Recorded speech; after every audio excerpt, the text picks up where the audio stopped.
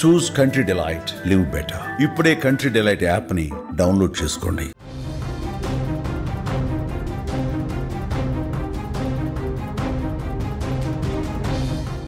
పట్టపగలు నడి రోడ్డుపై ఓ వ్యక్తి మరో వ్యక్తి పైన కత్తితో దారుణంగా పొడిచి చంపాడు.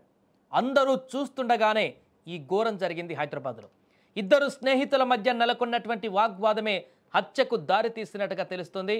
రంగారెడ్డి నగర్ నివాసి రోషన్ సింగ్ రౌడీ షీటర్, జగద్గిరిగుట్ట పరిధి సోమయ్య నగర్కు చెందినటువంటి బాలశౌరెడ్డి కూడా పాత నేరస్తుడే. రోషన్ సింగ్ 6 మిత్రులతో కలిసి 15 రోజుల క్రితం ఓ ట్రాన్స్జెండర్తో ఏకాంతంగా గడిపినట్టుగా తెలుస్తుంది.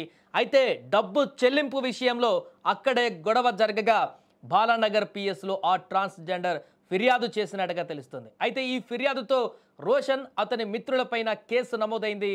తనపైన కేసు పెట్టాలని ట్రాన్స్జెండర్ను బాలశౌరెడ్డి పురమాయించి ఉంటాడని కూడా రోషన్ అనుమానం పెంచుకున్నాడు. అయితే అనుమానం కాస్త కసిగా పెరిగిపోయింది. దీంతో ఎలాగైనా బాలశౌరెడ్డిని చంపుతానని స్నేహితులతో అనేవాడు రోషన్ సింగ్. అయితే అది కాస్త బాలశౌరెడ్డి చెవిన పడింది. రోషన్ నన్ను చంపడమేంటి, నేనే వాణ్ణి చంపేస్తానంటూ బాలశౌరెడ్డి ప్లాన్ వేసుకున్నాడు. ఇక అనుకున్నట్లుగానే నిన్న సాయంత్రం రోషన్ సింగ్, బాలశౌరెడ్డి స్నేహితులు ఆదిల్ మహమ్మద్ కలిసి మద్యం తాగి జగద్గిరిగుట్ట చివరి బస్టాప్ వద్దకు చేరుకున్నారు.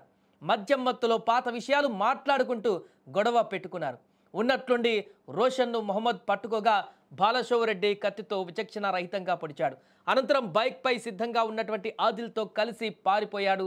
తీవ్రంగా గాయపడినటువంటి అతను ఆసుపత్రిలో చేరాడు.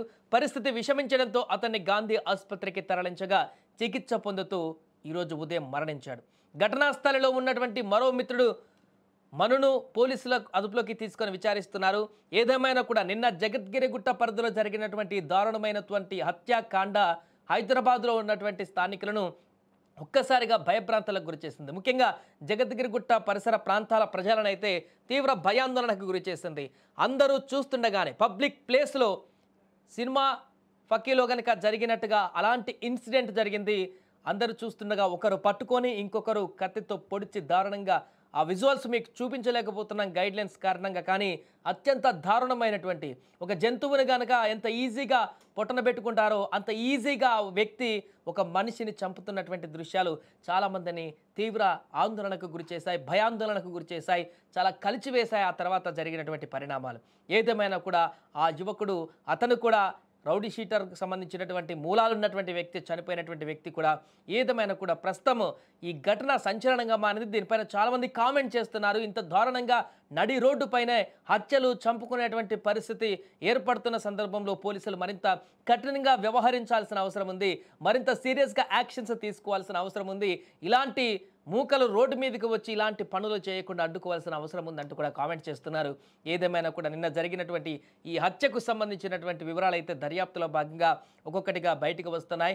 అదేవిధంగా ఇప్పుడు హత్యలో చనిపోయినటువంటి వ్యక్తి తండ్రి కూడా తీవ్ర ఆవేదన వ్యక్తం చేస్తున్నాడు. నాకు ఒక్కడే కొడుకు, నాకు ఇంకెవరు లేరు, ఇప్పుడు తను కూడా లేకుండా అయిపోతే ఎలా, వాళ్ళిద్దరు కూడా స్నేహితులే అంతకుముందు అంటూ కూడా చెప్తున్నారు. చంపిన వ్యక్తి అదేవిధంగా చనిపోయినటువంటి వ్యక్తి ఇద్దరు కూడా స్నేహితులే. అలాంటిది ఈరోజు ఈ రకంగా హత్యకు పాల్పడ్డము, ఇలా పొడుచుకోవడం ఏంటో అర్థం కావట్లేదంటూ కూడా ఆయన మాట్లాడినటువంటి సందర్భం కూడా ఉంది. నిన్న విషయాలను కూడా వెల్లడించడం జరిగింది. పూర్తిగా ఇప్పుడు నా పరిస్థితి ఏంటో కూడా అర్థం కావట్లేదంటూ కూడా చెప్తున్నాడు ఆ తండ్రి. ఏదేమైనా కూడా నిన్న జరిగినటువంటి హత్యకు సంబంధించిన దర్యాప్తు అయితే పోలీసులు సీరియస్గా కొనసాగిస్తున్నారు. దీని ఎట్టి పరిస్థితుల్లో కూడా అంత ఈజీగా తీసుకునేటువంటి పరిస్థితి లేదు. పట్టపగలు రోడ్డుపైనే ఇలాంటి విచక్షణారహిత చర్యలకు పాల్పడితే, ప్రజలను భయభ్రాంతులకు గురయ్యేటువంటి చర్యలకు పాల్పడితే చాలా సీరియస్గా యాక్షన్ తీసుకుంటామని గతంలో పోలీసులు చెప్పడం జరిగింది. మరొకసారి ఘటన బయటికి రావడం జరిగింది కాబట్టి ఖచ్చితంగా దీనిపైన మేము ఉక్కుపాదం మోపుతాం, సీరియస్ యాక్షన్ తీసుకుంటామంటూ కూడా వారు అదే దృక్పథంతో ఈ యొక్క దర్యాప్తును అయితే శరవేగంగా కొనసాగిస్తున్నారు. रोड पर आया तो ऑटो वाला बोला लो आपका बच्चे को वहाँ चाकू मार दिए, गुट्टा में चाकू मार दिए। मैं ऑटो पकड़ कर आते हैं, कोई भी नहीं है। पुलिस की गाड़ी आई तो मैं यहाँ पर आपका यहाँ आ गया साहब। मेरे को एक ही बच्चा है, कोई भी नहीं है मेरे पास। अब एक ही बच्चा, मैं कहाँ जाऊँ क्या करूँ, कुछ नहीं है मेरे को। पहले मेरी तबीयत खराब था, दम फूलता मेरे को सांस का।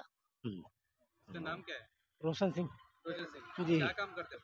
ऑटो चलाता था सब। ऑटो। जी तो बेटा है? जी हमारा बेटा है। क्या हुआ? उनका दोस्त है वो लोग? क्या हुआ? वो पूरा दोस्ते थे ये लोग सब, एक दोस्ते में रहते हैं ये लोग। तो क्या आपने में कर लिया लफड़ा के नहीं मालूम साहब मेरे को। आपके घर तो आता था उन्होंने हाँ आता था घर को, इधर ही घर है उसका साइड। क्या है कि साहब अब बच्चों के बारे में हम क्या बोल सकते हैं। उनका नाम क्या है? शरीफ नाम है उसका। आपका बच्चा हमारा बच्चे का नाम रोशन सिंह है। उनका नाम शरीफ इधर घर है साहब उसका। ये बच्चे का शरीफ का घर इधर है। हमारा अब तो रंगाड़ी में है घर। तो ये लोग आते थे कभी।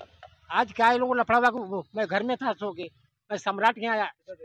सम्राट के तो ऑटो वाला बोला मेरे को आपका बच्चे को यहाँ अब हम कहाँ गए, अब वो जाने का है साहब मेरे को। अभी तक